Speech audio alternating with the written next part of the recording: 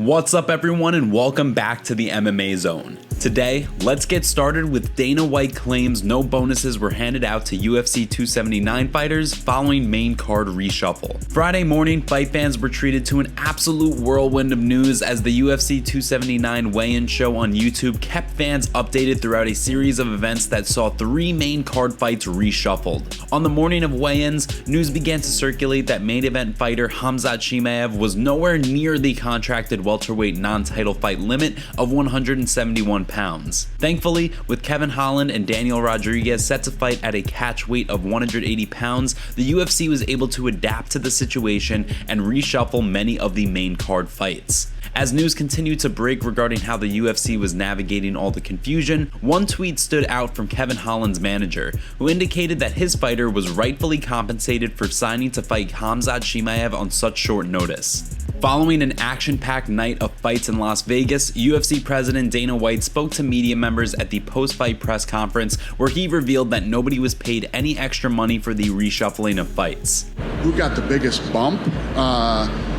Well, these guys all have deals. The comment seems strange given the fact that in addition to Holland's manager tweeting about the Trailblazer getting more money for the fight, Nate Diaz also claimed to have been paid a considerable amount more for the short notice fight against Tony Ferguson. In fact, Ariel Helwani went on to refute White's claims, stating that White's statement was 1000% untrue. While no one is entirely sure how much in extra bonus money was paid out, one thing is certain: the UFC 279 card was one for the ages.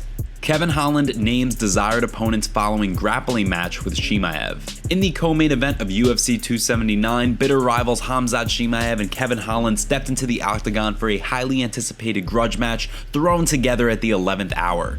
After news surfaced early Friday morning indicating that there was a serious concern regarding Chimaev's ability to reach the contracted 171 pounds, the UFC capitalized on a scuffle between the Czechnian Swede and Holland earlier in the week, signing the two to fight at a catch weight of 180 pounds. Unfortunately for Holland, the fight was an incredibly one-sided one as Chimaev secured a takedown early before eventually forcing Holland to tap in the first round. Following the lopsided loss, Trailblazer expressed his desire to return to the octagon before the end of the year, preferably against a striker. I hate ending the year like this, so I'd love to go in there and get against a striker.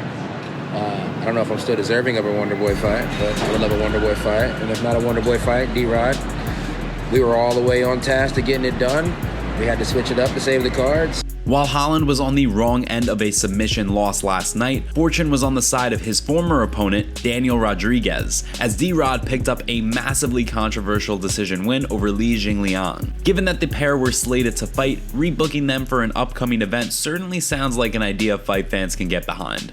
The other option for Holland, of course, is Stephen Wonderboy Thompson, one of the greatest strikers in UFC history. Though, in the midst of a 2-fight skid, Thompson has managed to remain in the welterweight division's top 10, something that will likely appeal to Holland given that Daniel Rodriguez is not currently ranked at 170 pounds. Who do you want to see Holland fight next? Give us your thoughts in the comment section down below. Next up, Johnny Walker kicked out of UFC 279, left shoeless in Las Vegas. Johnny Walker kicked off the main card of UFC 279 with a bang, securing an impressive first-round win over Iwan Cutelaba and earning himself a Performance of the Night honors in the process. The win snapped the 2-fight losing streak for Walker, who was likely in a must-win position after going 1-4 in his last 5 leading up to the fight.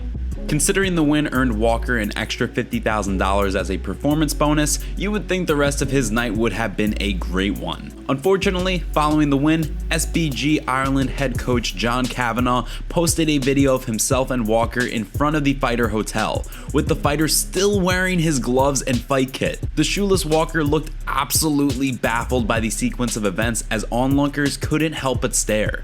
Following Nate Diaz's impressive submission win over Tony Ferguson in the main event, UFC President Dana White spoke to media members during the post-fight press conference. During the course of the Q&A, White was asked about the situation and Kavanagh's video.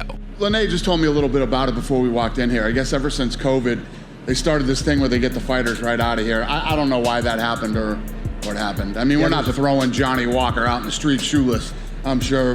After learning that Walker truly had been sent back to the fighter hotel without his shoes on, the UFC president couldn't help but laugh and tell media members it's rough around here. Following the win, who do you want to see Johnny Walker fight next? Give us your thoughts in the comments down below, and before we continue, make sure you give that like button some love and be sure to subscribe to the MMA Zone for all of the latest news. Aljamain Sterling questions Chimaev's commitment after weight miss. Fighters missing weight is unfortunately part of the sport. Time and time again, we've seen highly anticipated fights jeopardized by weigh-in misses. Leading up to UFC 279, fight fans saw one of the most egregious weight misses in UFC history as Khamzat Chimaev waved in 8.5 pounds over the contracted limit for his main event scrap with Nate Diaz before then acting as though the infractions were no big deal. As if the situation wasn't bad enough, Chimaev repeatedly seemed to not even care about the situation, turning the once popular fighter into a villain in the eyes of fight fans as they showered him with boos every chance they got.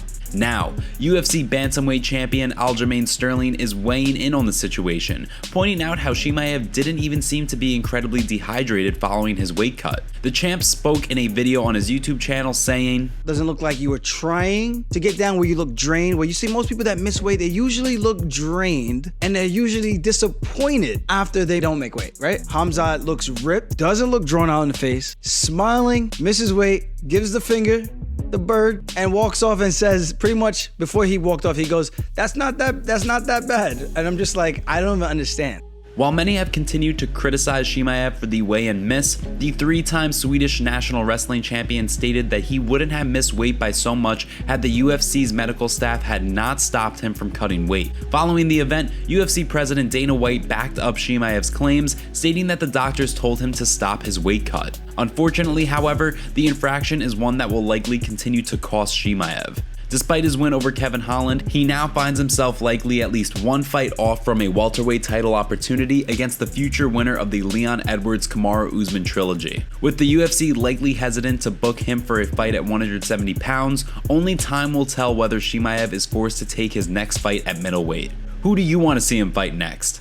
Play matchmaker and give us your best fights for Chimaev down below. And now for our breaking news story of the day, we have a UFC fighter pulling out of his fight. Earlier today, it was announced that Hamdi Al-Delwahab was out of his fight with Parker Porter at UFC 280. Well, now we have Slim Trabelsi stepping in, and let's just say the MMA community is even more excited for this matchup now. Keep your eyes on Slim, folks. What do you guys think of this matchup?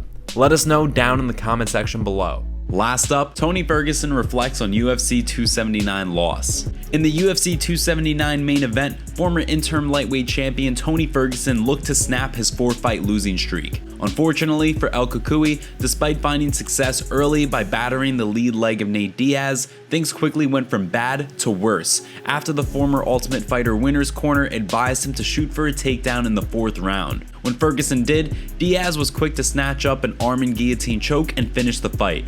Following the fight, Ferguson spoke to media members to reflect on the loss and the critical error he made in the 4th round. This is my corner, went for the shot, should have kept it standing. You know, little details to expand on and to grow from. Nate's a game fighter, can't say anything else like that. It's not like he's old and slow and stuff, you know what I mean?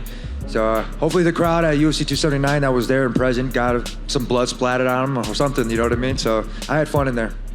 While some, including ESPN's Brent Okamoto, questioned Ferguson's future in the sport following the loss given that he simply looked to be a step behind Diaz, Ferguson stated in both his post-fight Octagon interview and his post-fight press conference that he believes he's back in a good way at welterweight, explaining that he's still adjusting to the 170-pound bulk after spending so many years at lightweight. What do you think is next for Ferguson on the heels of his first UFC submission loss? Tell us what you think is next for El Cucuy in the comments down below. Thanks so much for joining us today. What do you make of what's going on in the fight world? Make sure to like this video and subscribe to the channel to stay up to date on all the latest news from the MMA Zone. See you next time.